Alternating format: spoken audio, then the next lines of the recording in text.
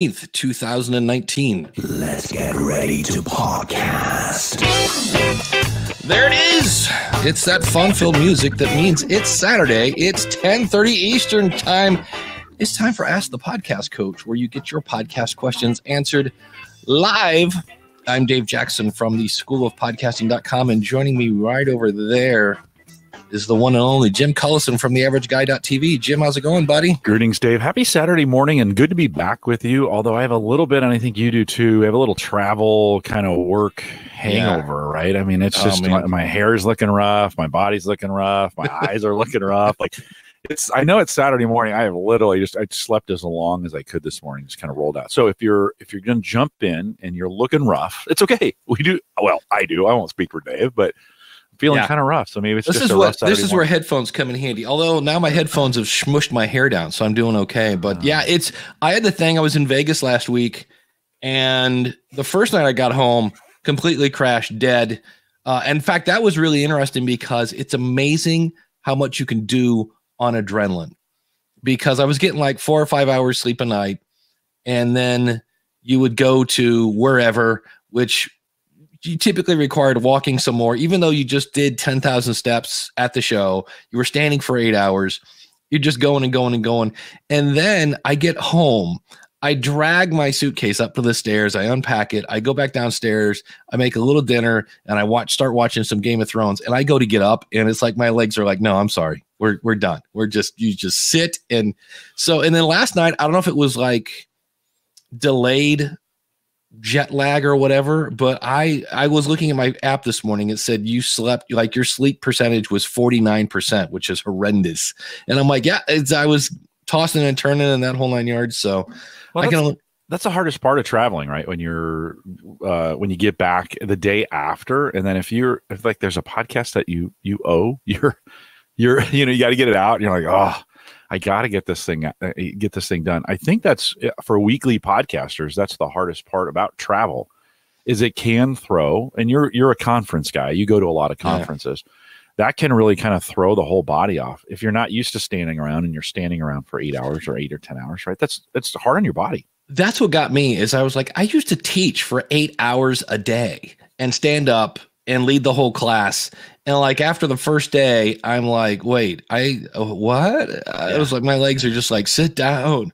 No, I have a stand-up desk at work now. I got a stand-up desk, and so I've been trying to stand up more. And like you stand up for an hour, and then you walk, and you're like, oh, this hurts. Yeah. Like, so it's anytime there's I think just a change. I spent the last week in New Orleans, and I got home late Friday night, and no podcasting. This was all work related, unfortunately.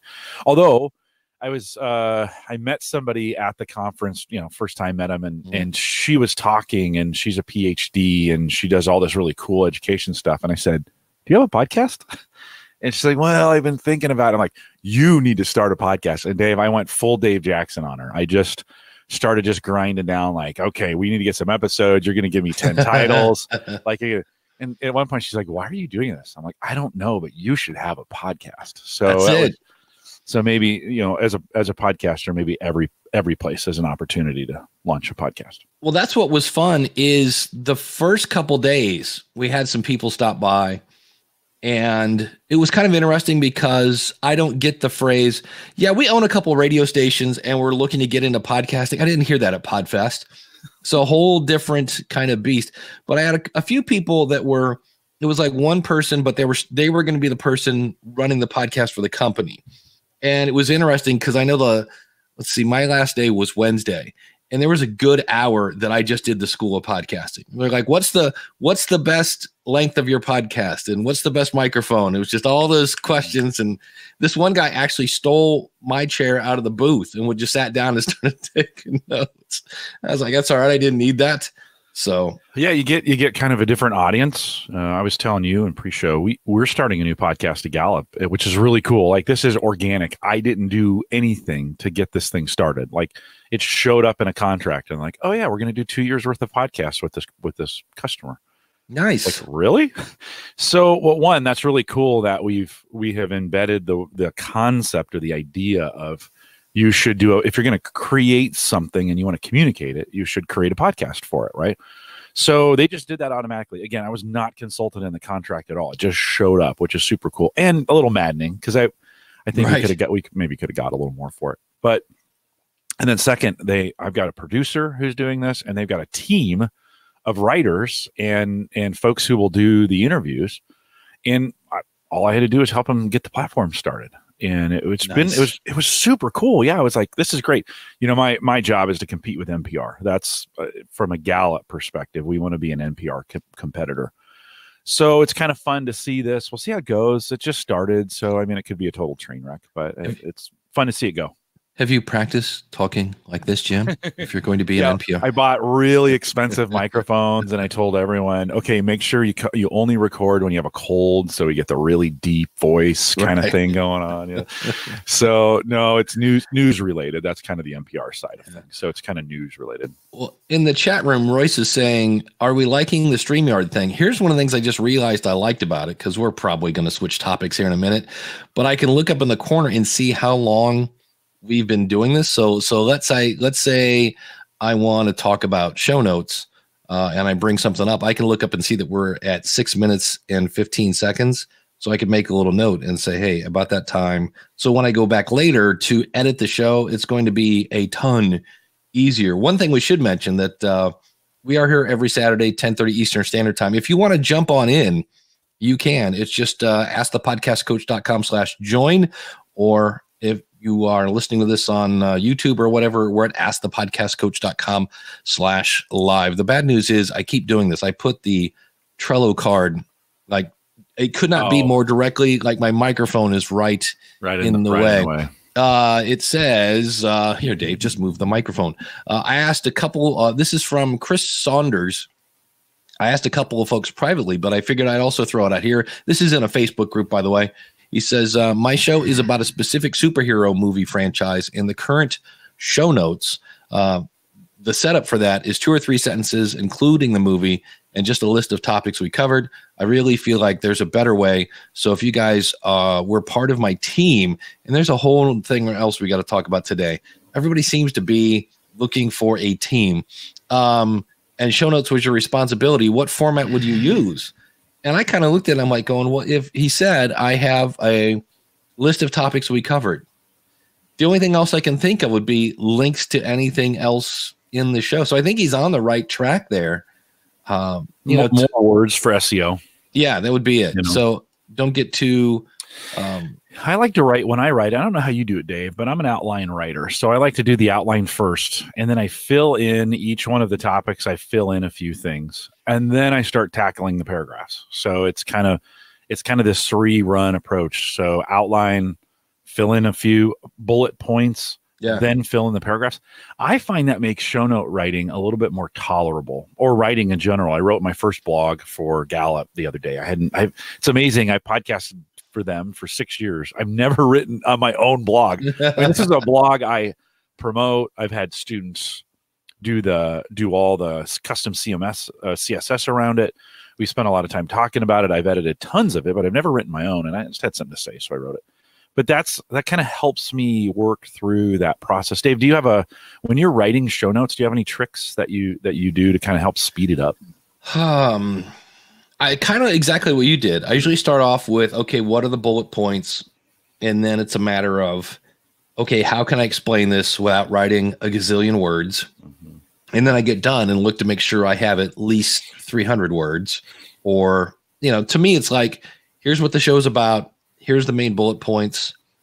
And then links. That's the thing that there was an article on. You're not writing for humans anymore, right? You're writing for the bots. Unfortunately, I try to do both. Yeah, because Google doesn't buy anything, but they do bring people that do. So it's kind of a like, it doesn't do any good if these guys show up and then there's it attracts the Googles, but then the humans get there and go ugh. So there was an article in the Podcast Business Journal. And I saw Ed Ryan. I saw him at NAB. Nice guy. Also, the publisher was there. And they published an article on some study in Florida that basically said the #1 place to find YouTube, the number one way people are consuming podcasts is YouTube, to which we all went, sorry, I don't think so. I was like, what? YouTube? What? So the next day, first of all, before I lose my point here, there was no link in that article to the original study from some people in Florida or whatever. And I guess from what I understand, they were kind of saying, well, these new kids of today call everything a podcast. Yeah. So if it's audio on the internet, if it's whatever, if it's, stuff on YouTube, it's a podcast, which of course the curmudgeon crew came out and said, if it doesn't have an RSS feed, it's not a podcast. So, and I'm kind of part of that crew. So I get that. Yes. But my whole thing that to get back to the original point of show notes, there was no link to the original study because I wanted to go read it and see exactly what they were talking. But boy, a lot of people were losing their mind over that. And in a way, kind of like just saying, yeah, that's a bunch of malarkey or whatever. But I really would have appreciated the original. Yeah, it's good to have the links. I mean, it's good to have links in there. It's good to probably not just have links. Yeah. I get a little lazy sometimes and it's a link fest. It's just like, okay, right. Here's the things we talked about. Link. That's probably lazy and probably not great, to have it. If you're going to have a list of links for that reason, and it's just going to be a list of links, that's probably fine there. But I think it is good to have have a few words, have actual sentences and some paragraphs in there. I think the number of readers back to your show notes, though, is pretty small. I don't think you get a ton to come back. And again, it depends on your genre, how much you push it. If your site, I know folks who just load up on graphics now, and you got to be really careful if those graphics aren't tied together with a brand or with if they're all kinds of different colors and stuff, that's super jarring for your audience when they get there. Just look at any news site that's trying to monetize their site now. It's awful, right? Yeah. It's terrible. I love the ones where it's like, you won't believe what insert star from the 70s looks like now. And you're like, I want to see what Linda Carter looks like. So you go to it and it's Marsha Brady and you're like, that's not Linda Carter. And you go to the next one and you're like, that's, I don't know, Jacqueline Smith. And you're like, and you go through and then each time, and now they're having a thing where they're having a video load in the bottom right-hand corner. So I have learned just to ignore those, but yeah, it's, and you can't do the thing. You used to be able to cheat in the past. You could go print and it would show you all of this whole thing. Yeah. And you can't now. They found ways. Well, it's just be careful. Cause it's, you don't want to overwhelm your graphics are great. And we went through a period in the middle 2000s where it's like, oh, you got to get graphics on your site and every, pictures mean everything. And you got to get, every article has to have a picture for social, which is all true, by the way. It's all true. Yeah. But we've gotten a little too carried away. And I've gone to some sites where, below the fold, it is just graphic after graphic after graphic. And you're like, and especially if they're not tied together, or they're brightly colored, or they're not tied together in some way, it becomes completely overwhelming for your user. Yes, Jason is saying Jason has a very good point. He says, for the millennials, Dave, I need to let them know who the heck Linda Carter is. Wonder Woman. It's Wonder Woman, the original Wonder Woman. Who, she was not ugly. But one other thing, going back to, hey, let's be, hold on, before we go off this, not super fit to our standards today.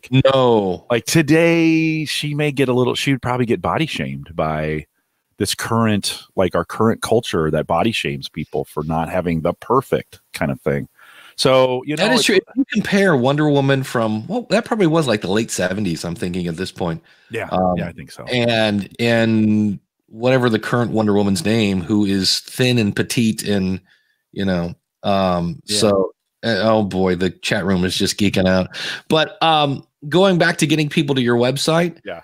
Number one reason I go back to somebody's website is when they say link, like James Cridlin. There was a study, such and such, blah, blah, blah, blah, blah. Links are in the show notes or in our newsletter. I got to hang with James a little bit. It's weird because he's one of those guys that when you're talking to James Cridlin, there's a voice in your head that goes, it's James. That guy sounds just like James Cridlin. It's crazy. It is James Cridlin. Yeah, but and cool. I had my news source there. I had James Cridlin, and oh crap, the newsworthy. I'm forgetting her name. I can't help it. It's gonna drive me nuts. But it's a really cool podcast. It's like 4 minutes, and that's one of those. My favorite podcast is Stories that we got at the end of the year, and a friend of mine said I really like this. It's like the best. It's just like here's the news. There's no commentary. It's just this and that. And then she does one interview on Thursday, and I just started listening, and I was like, "Oh, okay." So, hey, one I've been listening to, a brand new podcast, fairly new. They're 6 weeks in, maybe, is from WordFence, and it's Think Like a Hacker from WordFence. Nice. And so, if you are WordPress centric, which 90% of us are in a lot of ways, and you want to be scared out of your mind about how unsecure your WordPress and all the crazy hacking that goes on around WordPress. WordFence, let's just to get this, it's disclosed. They are a plugin. They're a security plugin for WordPress. But that's a great use of a podcast, though. Think about it. Who's your target audience? You want your target audience to be scared out of they're wetting their pants about being hacked. Oh, by the way, we happen to sell something that they almost never sell it on the show, though. This is the great part about it. It's by WordFence, but you almost never hear. Every once in a while they'll say, well, like we help, we help with that. But they really are getting down to the issues. There's been a couple crazy, and not just WordPress issues, but kind of web or internet issues with hacking and things that are going on Stuxnet and some of those other things that we're talked about.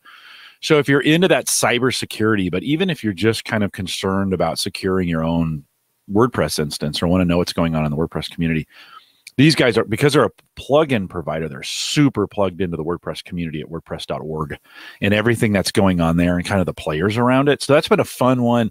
It's not I shouldn't say this, but I'm gonna.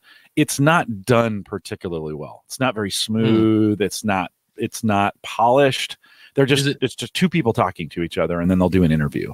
And the interviews are kind of chopped together, but the info is so good, Dave. This is one of those where you say, if your info is really good, your audience will forgive you for a lot of the, and I will. I don't care. They have such good info on that thing. So is it new? Do you think that's why it's maybe a little? Yeah, they're just getting started, and they're developers. Like these aren't media people. These are the ones writing the code.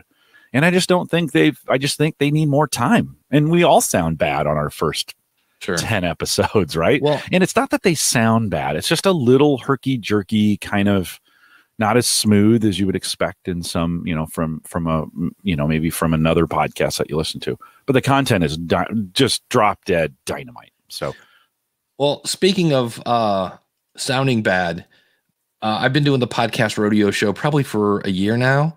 Probably one of the worst examples. I could not, but like to where I was like, I can't believe what I just heard. And I reviewed the Eric Ains show. The Woman in the Tube picked it. And it's an actual radio show. And my favorite was you join this. If there's no intro, no, like, welcome to the Eric Ains show. We talk. No, and you literally joined like mid sentence. Like you hit play and it's like, and then you hear the guy start to explain. They're trying to compare softball to football. And then they go to their guest and they're like, so who do you think is the quarterback in softball? And you hear, and they're like, hold on, wait just a second. Wait, we got it. Okay, go again.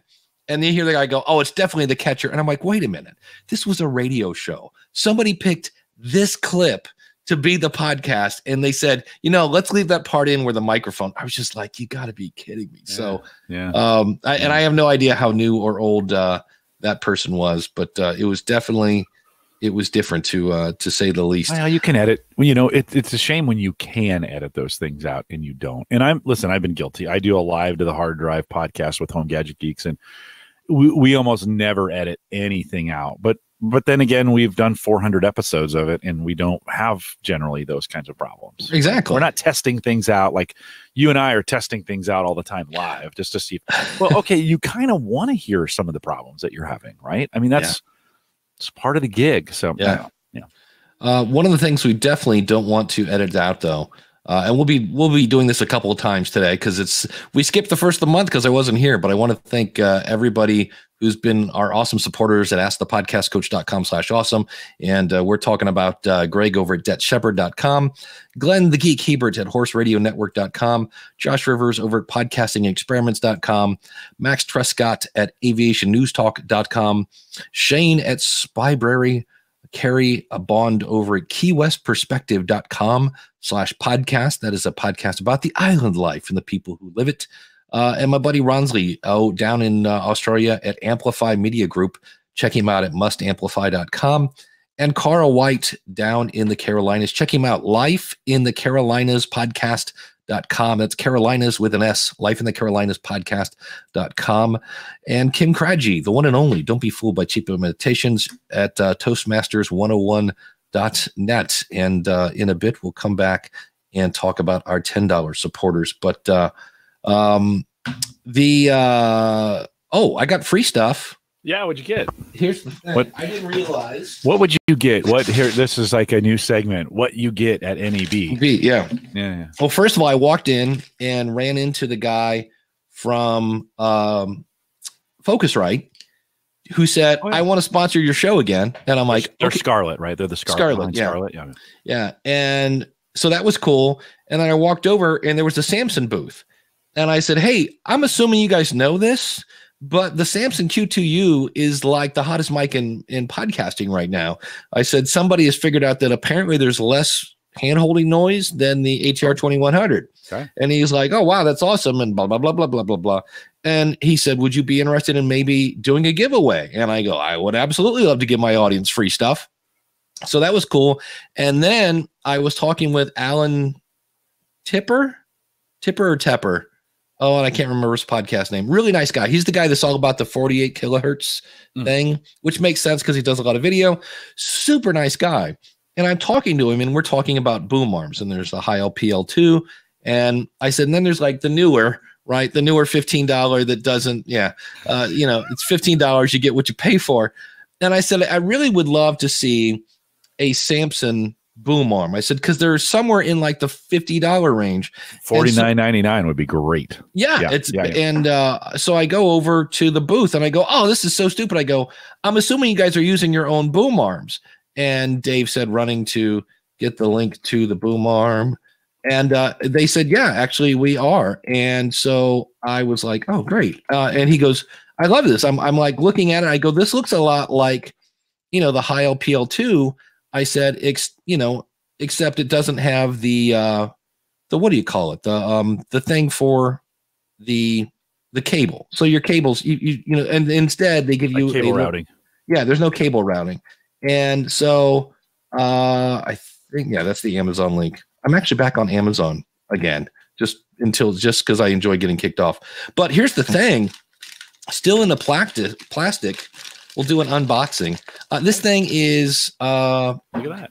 Is it $59? No, it's 64, but 64. I bet Amazon will discount it down. Yeah, but there is a smaller version. I think that's a little cheaper, but it's not cheap. I mean, as he said, pulling it out of the bag, this is all metal. Boy, their shrink wrap definitely works.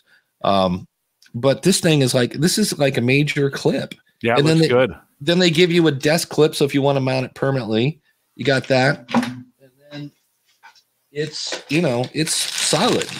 It looks a lot like that new car smell. See, we've got some wire ties here, and it's like, now we're talking. So so I will be plugging this in later today and replacing, because I literally this one is another one. The only reason this one doesn't fly away is because I've got a RV320. Are they both newers that you're on? Yeah, I think this was newer before newer was around. It's just your typical $20 boom arm.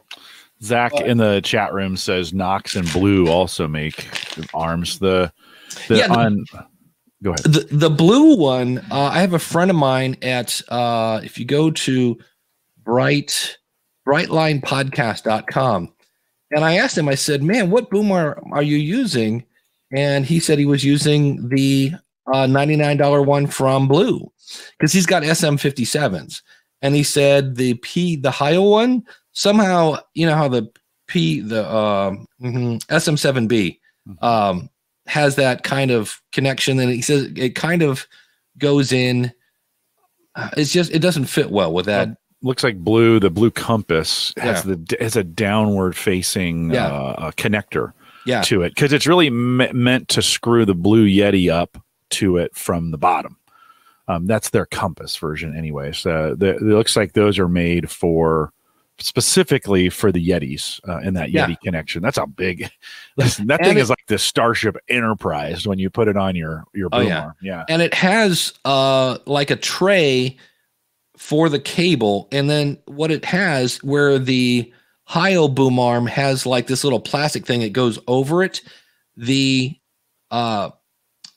blue microphone has like these little tabs, and you basically push it down through the tab, and then the tab comes up to hold it in place. So there's like a little trough, and I was like, So Knox is in that spot, by the way. That Knox gear it's like a step above the newer at $49.99, but I don't know if that Knox looks a lot like a newer. I think if I was, or Inno gear, that's in that same category. I think if I was going to go with a Knox versus I think the Knox is overpriced at $49 because it looks like the newer. The spring is on the outside. Yeah. That to me is somewhat, I don't know if it's fair or not, but for me, kind of the definition of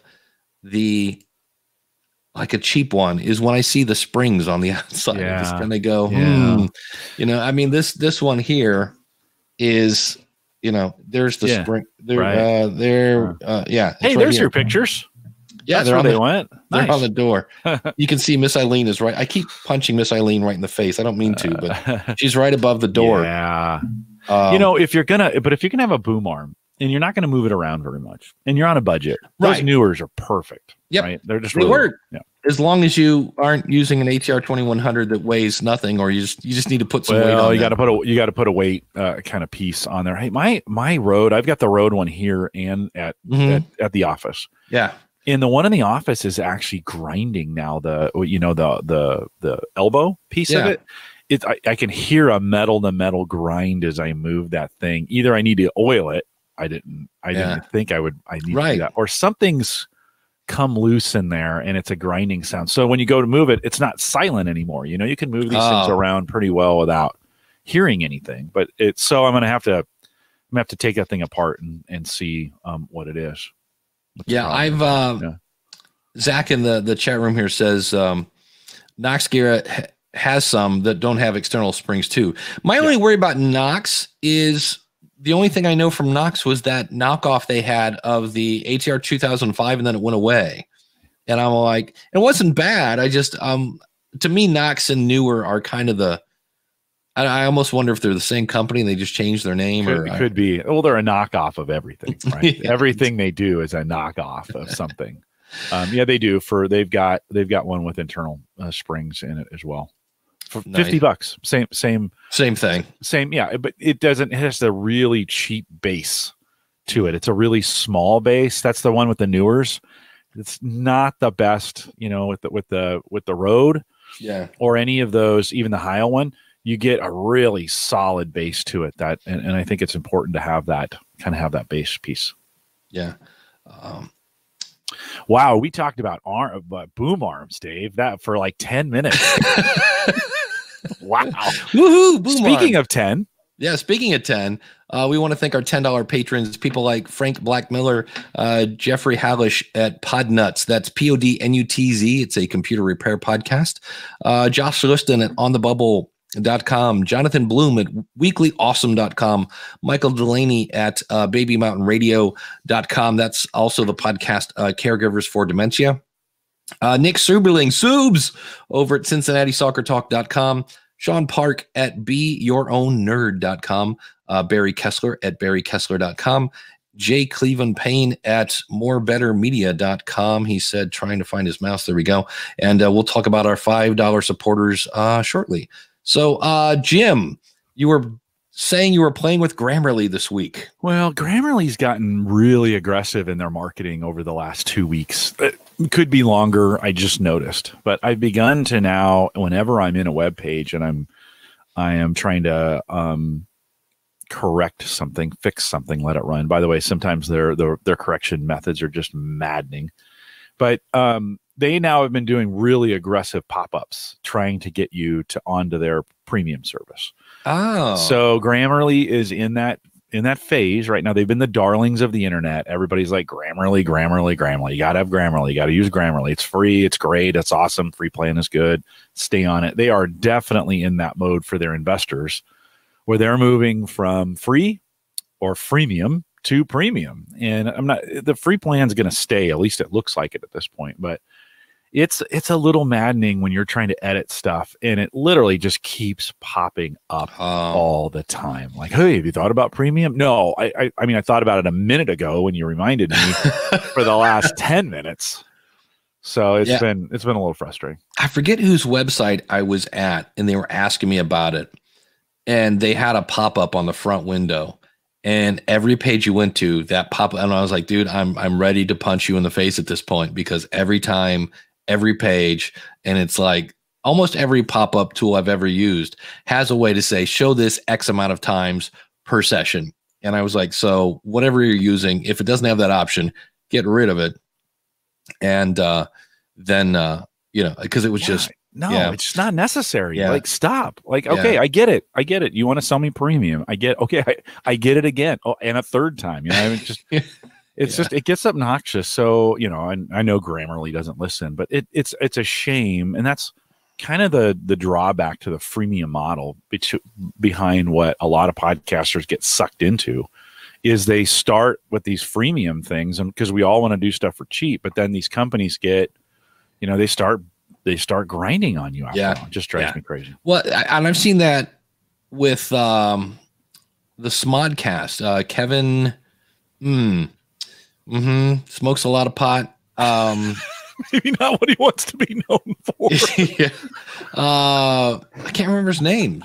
Smodcast. It's he loves Batman. He was a keynote speaker at Podcast Movement.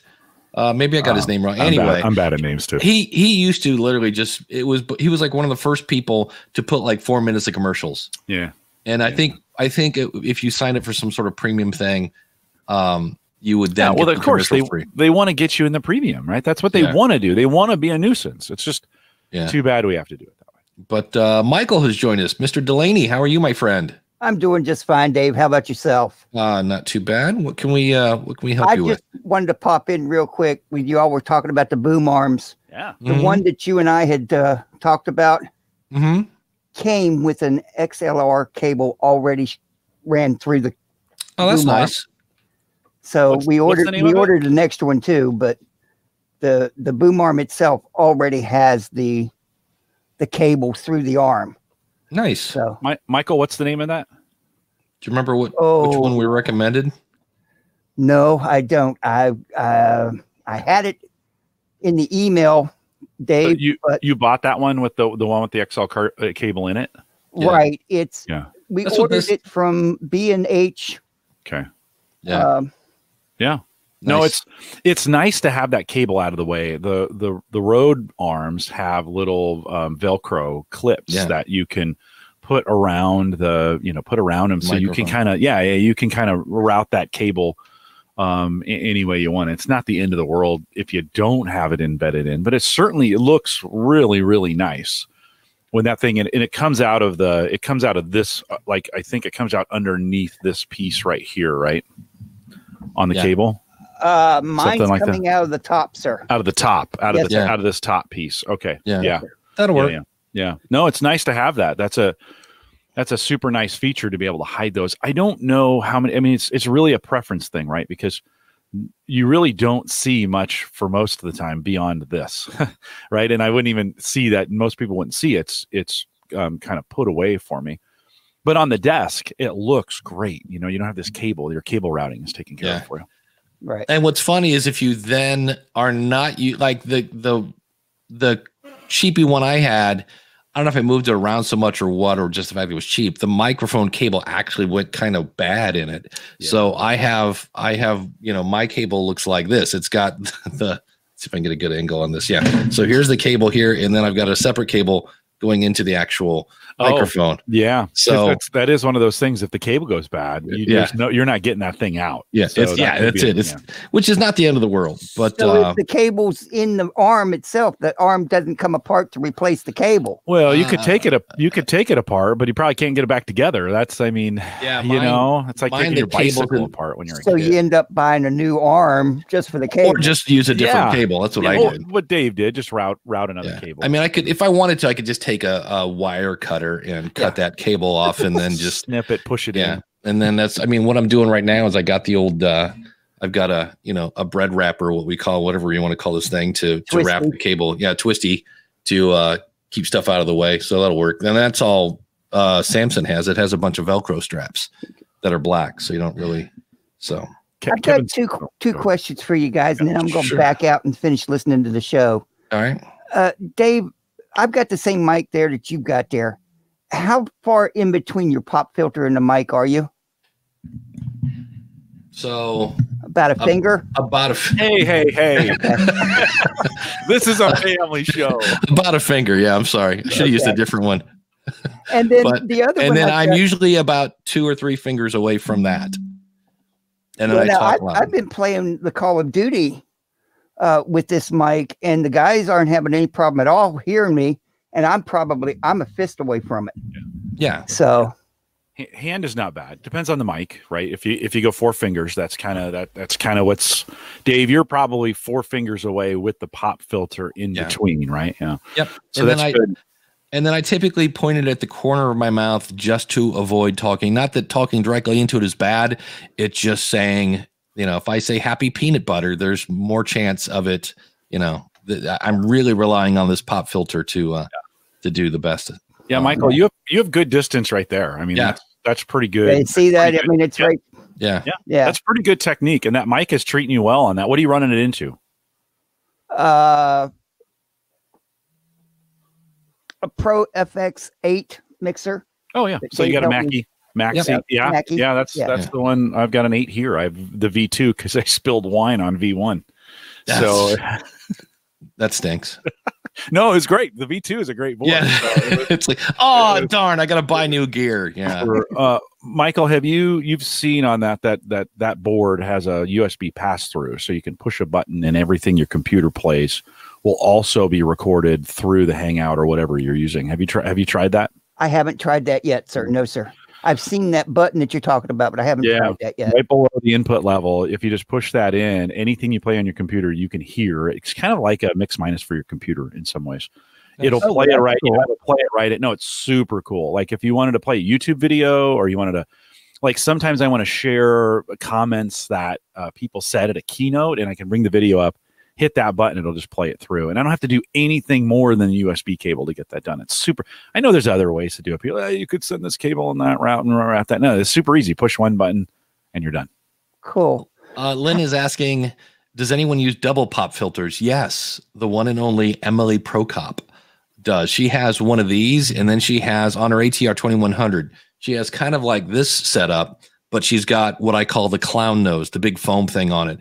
And she says that's she has whistling S's. I was listening to her on the Chris Currens, he said, Podcast Engineering School podcast, wearing his t-shirt. And because she has whistling S's, which sounds like a band, like in the 60s, like a folk group. Would be a good one. The whistling S's. Horse with no name. Yeah, exactly. Michael, you had one more question? Yeah, just one more question. Do you guys leave your mixers on all the time, or do you shut them off? I shut mine off at night. I leave mine on all the time. Yeah. So it doesn't matter. Just a matter of choice. Yeah, I think so. I've run mixers for years without ever turning them off and not having a problem, but maybe that's not good for them. I don't know. The only thing I do, and I just realized I haven't done it in a long time, I would pull off 2 paper towels and stick it on top of it just to somewhat try to get dust from not going into. Yeah, I bought a cover. A cover that I'm not using right on it. So Mackie makes a cover specifically for that. Nice. Board, Michael. So if you want to get a cover, you can. A dust cover. It's pretty cool. They're $30. Come with something. I didn't know whether it was I didn't know exactly what it was, but it was a square thing. Yeah. I don't even know what I'm doing with it right now. Might be the cover. Yeah. I bought one separately. The other thing I've gone to is moving my mixer. It's actually sitting on my desk like this, or tilted like this, not flat on the desk. One, that stops me from spilling things into it mostly. Okay, let's just fourth glass of wine, it's going in for sure, right? But two, it keeps the dust from going down into the into the sliders for that. And then three, it doesn't take up a ton of room on my desk. I'm not really, I'm not mixing Bohemian Rhapsody, right? I'm not sitting there, trying to do all these different mixes. Generally, it's a couple knobs, and I just need it close enough that I can make just volume adjustments. So getting it sitting up on my desk vertically has been, I don't know why I didn't do it sooner. I just got a non-skid little pad that it sits on, so it won't like slide, slide that way. It's worked great for me. Well, mine's just sitting right here, right beside my desk here on a wire rack. Yeah, you can do it that way. I just like it sitting up. It just keeps it out of trouble for me. All right. How does it sound? I mean, the guys in the game is telling me it sounds great to them. How's it sound to you all? Yeah, it sounds good. You're fine. It could have a little more bass in it. Okay. Honestly, but that may pull the mic out and a little bit closer to you really quick, and then count to 3. No, get it closer to you, not farther away. Pull it closer, and then count to 3. 1, 2, 3. Yeah. See, that sounds okay. Yeah. Okay. Cool. Yeah. No, good stuff. Thanks for jumping in. Thanks. Appreciate it. Yeah. No, you bet. That's how you do it. Thanks for coming in. All right. Thanks, guys. We'll see you. Awesome. That's exactly what we're looking for, by the way, with callers. Like exactly what he did it was awesome, Michael. Great job. Yeah, I always tell people, they're like, well, so like, what is it? I go, it's free podcast consulting, basically, in a nutshell. It's just fun though. Like it's super great. Speaking of fun, we got some. Yeah, we have our $5 awesome supporters, which means you get bonus content. When you do the $10 thing, you get your link on our website. And of course, the $20 people get their name mentioned in every episode. So we're talking about awesome people like Corey Fennerin at ivenv.com, who I actually did get to see at PodFest briefly. Really? He's still hanging around. I miss Corey. Yeah, he's his business is just booming. I love this because I can see it in front of, I don't have to look at PowerPoint. I can actually see the thing in front of me. Eric Hunley over at unstructured.podbean.com, Illiquity at travelglutenfree.me, Jason Curtis at cuatx.com, Jeremy Dennis at transmissionspodcast.com, some guy named Jim Collison at theaverageguy.tv. Yay! That's it. And Joe Salsihigh at stackingbenjamins.com, Joe Taylor down in Nashville and onfaithsedge.com, Kim Slusher at distractedlife.podcast.com, and our good old friend Michael Ray, as well as Master Cauldron at cauldronscrypt.com, Rob Griffiths at bedtime.fm, and if you add a /storytime or /peace out, you'll see his shows there. Troy Heinrichs at the blacklistexposed.com. Troy had this cool thing where he got to moderate a panel of like a big chunk of the whole staff, like all the actors and stuff at some event. I heard about that on the feed. That's so great. He's in the chat room. You know, it's always fun to say it with me, Gaggle Pod, the one and only Kyle Bondo. And I also love to say Merchants of Dirt, which is his other show. Matthew at scottishpodcast.com. Chris Holyfield, who I will see in June at the Utah Podcast Summit. He's at iamsaltlake.com. Ed Ryan, we talked about him earlier at Podcasting for Radio Dummies. Ross Brand at livestreamuniverse.com. And Ryan P. Jackson at myperfectpodcast.com, where I believe I'm episode 1. So, and we'll come back a little later and talk about our $1 subscribers. But thanks to everybody who is an awesome supporter. Go out to askthepodcastcoach.com/awesome. So, Knox, I was doing a little, while you were thanking our subscribers, I was doing a little bit of research on Knox. You know, we're saying that they make knockoffs. They are such a variety company. They make gelatin.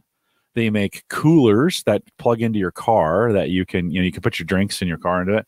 And they make cordless nail and staple guns. I mean, what? That's some diversity in the company for sure. Let me tell you, it's like, wow, okay, and they make boom arms, and microphones. Because when you think staple guns, you're like, what should we make next? I know, boom arms for microphone and microphones. I don't think they're making that, Knox. They stopped making that microphone. Yeah, that has not come back. I smell a lawsuit there somewhere. Oh, maybe. Yeah, I was gonna say. It makes you wonder. It's pretty popular, but plus it was like $40. It was cheap.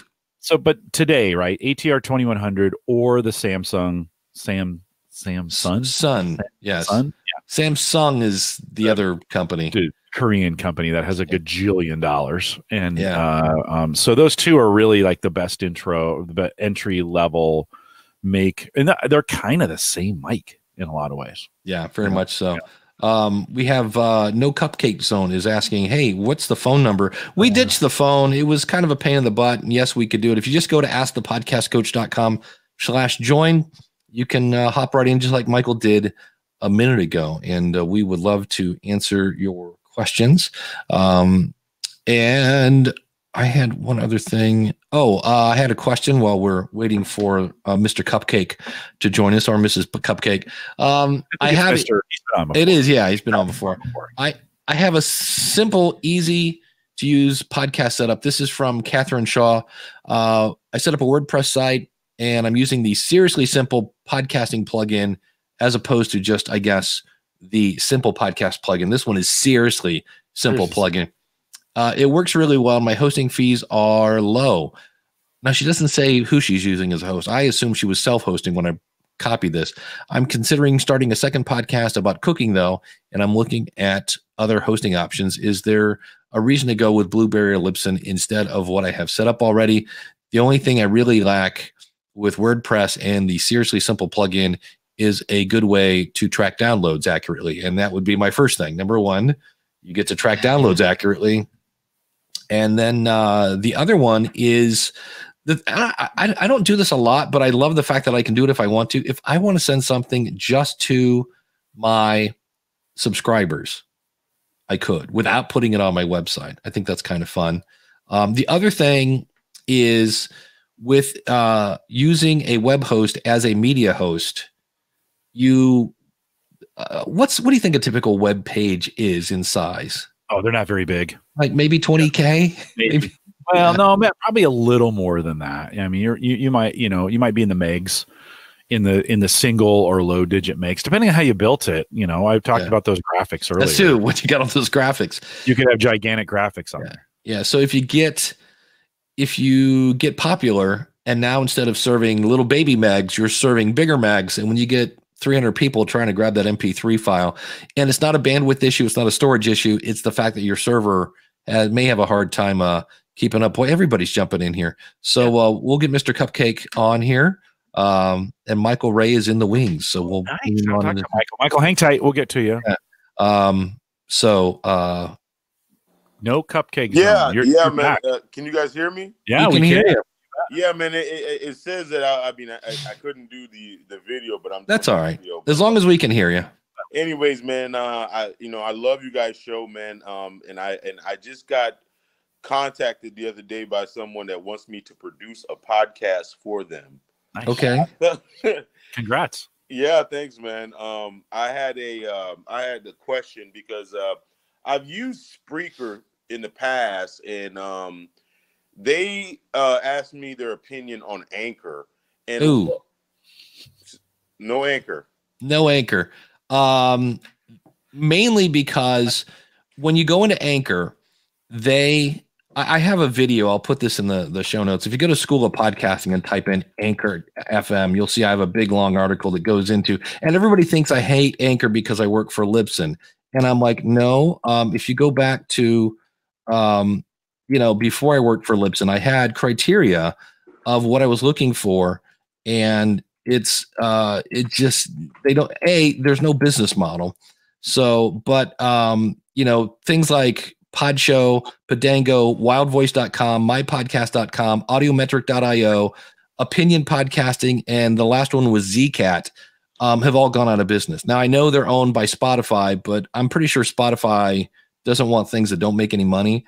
And they basically, when you submit your show, when you log into Anchor, they have a big old button. It's like, click here and we will submit your podcast for you.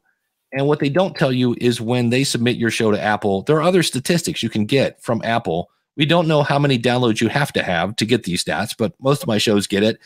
And if they do that, then your show is under their Apple ID and you can't see that. So if you have somebody who really wants to go free, go Whooshka.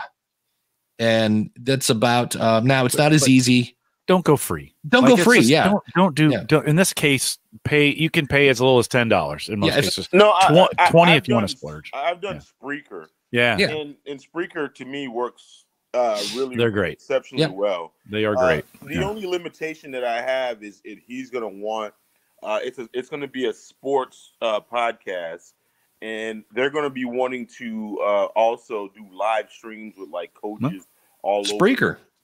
over.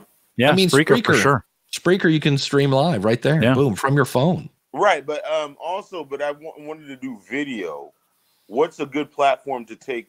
Because I know with Spreaker, I can sync it up with what do you call it? Either Skype to take phone calls or Google phones. The only limitation with that is you can't have call waiting and stuff like that. Yeah. What solution would you recommend for that? This Streamyard. Really. Yeah, but here's the thing. When you're first starting out, I don't know. It just video adds a whole other ball of wax. And then I would not host the video on Spreaker. I would host the video on YouTube. If you want to send, because if you're going to have an audio podcast or a video podcast, I would not mix that. I would have two. I would have whatever the podcast is, audio version, or whatever the name of the podcast is, video version. Okay. But I would not mix audio and video in the same stream because I don't know that, people are going to. And the other thing is there are a lot of apps. What was I just reading about? That there are many apps now that don't do anything. I think Spotify does. I don't think Overcast does. But there are certain apps that don't in their world, which is wrong. Podcasting is only audio. Okay. Now, with the StreamYard, does it work with Facebook? With Facebook Live also? You can set it up to go to Facebook, yeah, and then you would just wherever you set it up, either YouTube or Facebook, you can set it up. Well, how much are you paying for this, Dave? 20? 25? 25. 25 a month? Yeah. Yeah, it does a lot for 25 a month. I mean, you can go on YouTube, you can go straight into YouTube with whatever you want. Like you can set up your own OBS or any of those services to stream, or you can use their Hangouts infrastructure to do it for, basically to do it for free. You could do it that way. I'm pretty versed on the Hangouts. The Hangouts is fine. The only thing is that god awful. If somebody calls in that damn number, if you're using it that way, we've really been trying to get away. I mean, I don't know if you get it depends on your audience for sure, but I don't know if people are calling in anymore for the most part, right? I mean, I can't even get people to answer the call when I call them, much less them call me. So I'm just not sure it's worth the time and the effort. Dave and I, over the last 5 years, have spent an enormous amount of time, and Dave has spent some money trying to figure out how to make this phone call thing work. And I think maybe, Dave, we've taken 2 phone calls in the whole time we maybe 3. It hasn't been very many, right? Maybe 5, because I keep bringing it back. But the last time I brought it back, I remember the one time we had 2 calls in one show, and we were like, "Whoa, maybe this is going to work this time." Maybe it's coming back, and it just makes it's so easy here just to go. They make a link, and then I use pretty links to, askthepodcastcoach.com/join, and and I still have Mike is talking about call-in studio if you want to take phone calls. And that's what I have. I still have probably $15 on account at Collin Studio that I'm never going to use now. Yeah. So it's just, and Mike made a previous point. He goes, I wouldn't suggest that you become a producer of any podcast that requires free anything. That makes like, wait, right. what kind of budget do they have? So no, it's not. No, they were just, because they were looking to do a podcast and somebody recommended Anchor to them, and they contacted me. He's like, hey, I want to do a podcast. And I'm getting paid for it, and it was like, hey, you know what do you think about Anchor? And I was like, I didn't really have an opinion on Anchor, and I wasn't make sure that I didn't want to dismiss something that was good. Yeah, I put a link there in the chat room. I'll throw it in here again. If you go over there, I go bit by bit of like, here's the problem, And they've just been bought, and so they have a new leadership team as well over there at Spotify. And you get zero lift from Anchor now. Is it, for what you're doing, if you're going to stream it live, Spreaker is way better at that and has a lot better tools to be able to get it done. And you just this is a case you probably want to pay for the pro and not Anchor. Can they do it? They absolutely can. I push a podcast out through Anchor and it works, right? It does work, but they're in a little bit of it's just there right now. I wouldn't. It's just it's a messy place right now over there. Yeah. Just to start out, it's going to be like, maybe 2 people on the podcast. And I already have one of those mixers, and I'm kind of like wavering back and forth because I got a Yeti USB mic, and I don't know is there a kind of a mix? But you can't really put the USB mic to a mixer. No, not unless you have the Yeti Pro. Has both. But I don't recommend. I don't recommend the Yeti or the Yeti Pro. Okay. Because I was thinking maybe if there's like a hookup to where you can hook up multiple Yetis into one thing. Not without software. You could use something like Audio Spreaker Hijack. Live. Well, yeah, Spreaker. Yeah, actually, the Spreaker software will do it. Yeah, it'll do multiple USB if you want to do it. That's not a great way. If you're going to do this long term, it's just you can. Don't get me wrong. Right. It's just you don't have as many options, and the sound isn't as good. I mean, minus the mic. Let's just say the mic. We take the mic out of the equation. Getting the sound returned to you through earbuds, where you can hear what you're actually sounding like. It's not a great experience through USB, and it's tough to get a whole mix if you have multiple ones. It's tough to get a whole mix. I'm a much bigger fan of running that through some kind of audio device, either one of those units that's made for it, an audio. What do they call it? Audio, Dave. What am I? The Scarlett. What do we call it? Audio interface. There we go. Yeah. Or just a mixer. We were talking with Michael earlier about he's got a Mackie mixer. They're $250. I mean, it's not terribly expensive. Right. And then you can run everything in. See, once you go mixer, then I want to go XLR for everything. And because you get way more options that way than you would. You can do some mix. You can add in EQ. You just get a lot more options with XLR on these than you would on, and you can still run these either this or the Knox mic or you can't buy Knox, the Samsung or those mics do have XLR inputs. So if you're going to go that way with multiple mics, it's probably time to step it up away from USB and move to a mixer and a headphone amplifier. Spend a little bit more money, but you get a lot more options. Well, yeah, I have a mixer. It's only like a 4-channel mixer. Is it USB? No. Well, yeah, it's a USB. It's like okay, good.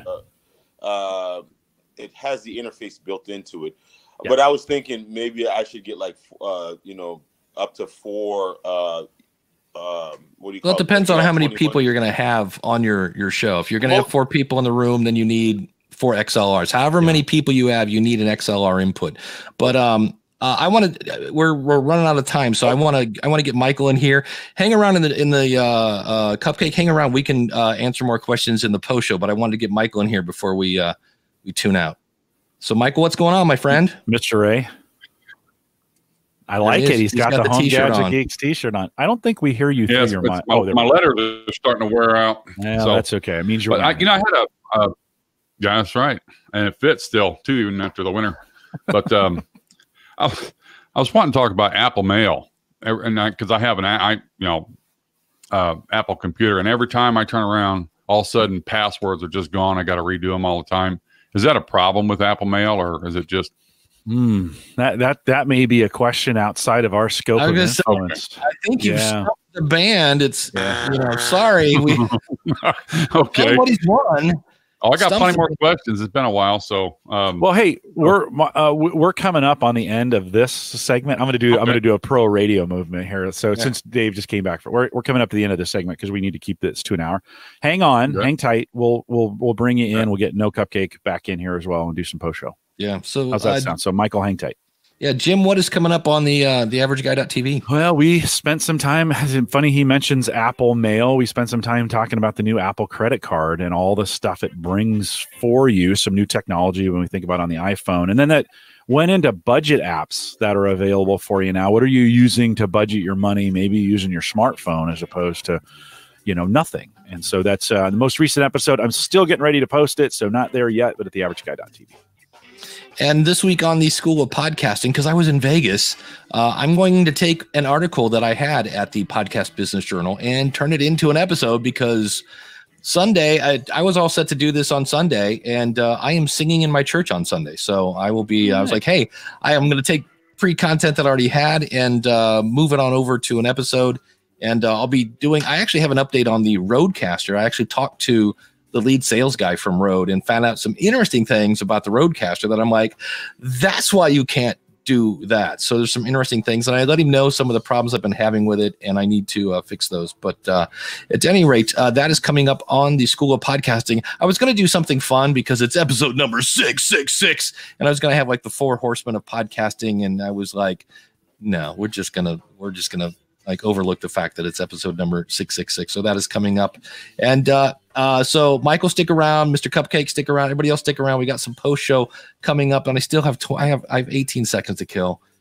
Thanks to the chat room. Thanks to Mike and Kyle and Lynn and everybody else. Another 21 seconds. I'm doing horrible. Wait a minute. Is it going backwards or forwards? It's going backwards. Here we go. We're done. We're finally done. Now I can say thank you. Stick around.